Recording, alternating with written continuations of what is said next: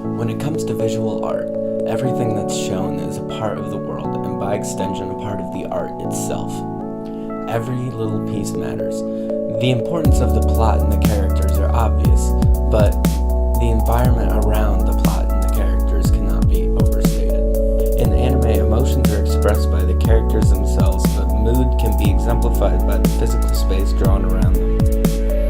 We see this kind of thing a lot in anime. The character is shown in a space not entirely necessary to the setting, but in fact very important for creating mood. When a character feels certain emotions, certain filmmaking techniques can be applied so as to exemplify what the character is feeling at the moment, and it can be done in a few ways.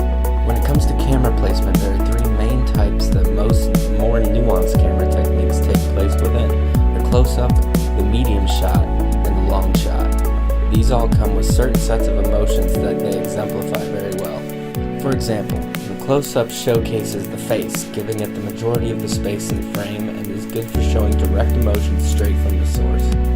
This is good for showing sharp turns in how the character is feeling. If they receive shocking news, for instance, then the emotion will be instant and raw. It isn't as easily shown through the environment around the face. The medium shot is better at showing progression of certain emotional elements.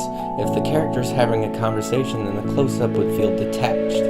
This scene is about two people communicating, so we need to pull back from the individual characters to make room for the other. Hence the over-the-shoulder shot. The subject is very visible in the shot, but seeing a bit of the other, we subconsciously know that they're not the only thing carrying the scene. Then there's the long shot. In a purely clinical sense, this is used specifically to show action instead of emotion. You see the whole body, how it's moving, the character's physical intentions, and how they interact with the world around them. But the long shot's underrated. If used correctly, the long shot can be a very powerful tool when creating an atmosphere and the mood in certain, very particular scenarios. It can make a character feel small, helpless, alone. Perspective is a very effective tool when it comes to filmmaking. It's the thing that tells us how we are supposed to see the character in relation to their surroundings and show the gravity of the situation at hand. If done right, simply showing the surroundings of a character can cue us into how they're feeling. Take these scenes from Kyokai no Kanata. Thus far in the series, Mitsuki was shown as distant, cold, and aloof. But in the episode before, we see her speaking with Mirai.